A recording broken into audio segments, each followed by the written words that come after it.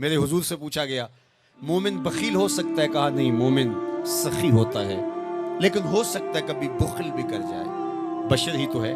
پھر پوچھا گیا مومن بزدل ہو سکتا ہے؟ کہا نہیں، بہادر ہوتا ہے، لیکن ہو سکتا ہے کبھی بزدلی بھی کر جائے۔ بلکہ ایک مقام پہ فرمایا مبخلۃ مجبنۃ، اولاد کے بارے فرمایا جب بندے کی اولاد ہو جاتی ہے تو دو خصلتیں آ جاتی ہیں، اولاد بخیل بھی کر دیتی ہے، اولاد بزدل بھی کر دیتی ہے۔ جب بندے کی اولاد نہیں ہوتی ہے تو اس وقت بڑا دلیر ہوتا ہے، ہر میدان میں ہاتھ ڈال لیتا ہے، اولاد کے بعد تھوڑا سوچنے لگتا ہے۔ تو میرے حضور نے فرمایا مبخلۃ مجبنۃ، اولاد تھوڑی سی بخل بھی پیدا کر دیتی ہے، اولاد تھوڑی سی بزدلی بھی پیدا کر دیتی ہے۔ تو پوچھا گیا مومن بزدل ہو سکتا ہے؟ کہا دلیر ہوتا ہے، لیکن ہو سکتا ہے کبھی بزدلی بھی کر جائے۔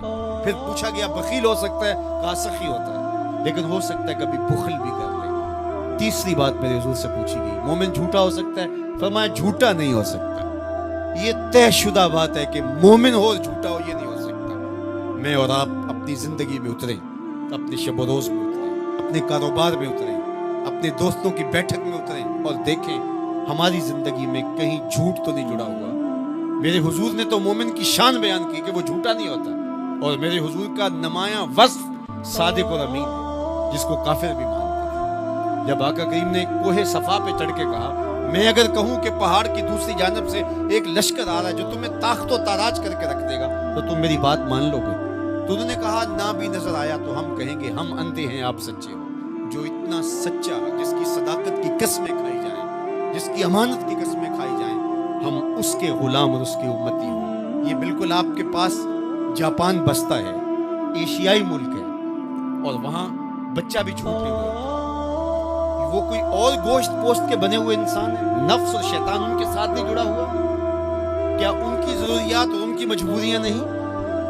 لیکن وہ جھوٹ کیوں نہیں بولتے؟ ان کی ماں نے بتایا بیٹے جھوٹ نہیں بولنا، ان کے باپ نے بتایا بیٹے جھوٹ نہیں بولنا، ان کے استاد نے اسکول میں بتایا بیٹے جھوٹ نہیں بولنا۔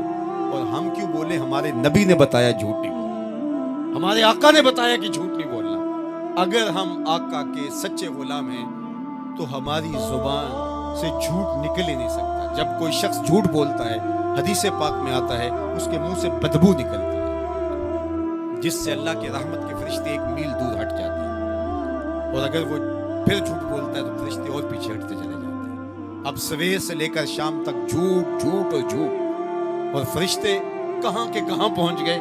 رحمت کے فرشتے تو نیڑے ہیں ہی نہیں، تو پھر کاروبار میں بھی بے برکتی ہوگی، گھر میں بھی بے برکتی ہوگی، اس دواجی زندگی میں بھی تلخیاں ہوں گی۔ پھر ہم بھاگتے ہیں عاملوں کے پاس، اس نے کہا شکر ہے تم وقت پہ آ گیا، ورنہ تعویذ چل جانے تھے، تیرے اوپر تو کسی نے ڈاڑے تعویذ کیے ہوئے ہیں۔ او میاں وہ تعویذ جھوٹ کا ہے، وہ جادو ٹونا جھوٹ کا ہے، رحمت کے فرشتے دور ہٹ گئے اور ہم اندھیروں میں آ گئے۔ آؤ سچائی کو شعار زندگی بنا لو، رحمت کے فرشتے اپنے نوری پر تان دیں گے تمہارے اوپر، اور تم ایک انوار کے ماحول میں جینا سیکھ لو گے۔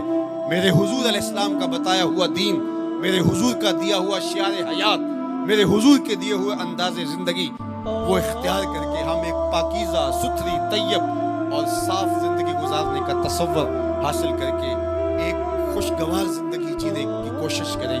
آئیے میں اور آپ آج دیکھیں کہ ہمارے ساتھ کوئی ایسا عمل، کوئی ایسا رویہ تو نہیں جڑا جو حضور کے بتائے ہوئے طریقوں سے ہٹ کر ہے۔ آؤ اپنی زندگی کو ان کے قدموں میں ڈال دیں، ہمارا رویہ بتائے ہم حضور کے غلام ہیں، ہمارا طرز زندگی بتائے ہم حضور کے غلام ہیں، ہمارا انداز حیات بتائے ہم حضور کے غلام ہیں۔ غلامی رسول کو اپنی نس نس میں سمو لو، غلامی رسول تمہارے لباس سے دکھائی دے، غلامی رسول تمہارے رویوں سے دکھائی دے، غلامی رسول تمہارے طرز حیات سے دکھائی دے، غلامی رسول تمہارے سجدوں سے دکھائی دے، غلامی رسول تمہارے وعدوں سے دکھائی دے، تمہاری بولی سے غلامی رسول ٹپکتی ہو، نہ یہ کہ تم صرف زبان سے یہ کہو کہ میں غلام رسول ہوں، باقی تمہاری زندگی کا ہر تیور اس کی نفی کر رہا ہو۔ آؤ میں اور آپ آج کی اس بزم نور کے اندر یہ عہد کر کے اٹھیں کہ زندگی کی ایک ایک سانس حضور کی اطاعت میں گزاریں گے، جئیں گے تو حضور کے لیے، مریں گے تو حضور کے لیے، اور زندگی کی ایک ایک سانس حضور کے نام لگائیں گے اور ان کے لیے جئیں گے اور انہی کے لیے مریں گے۔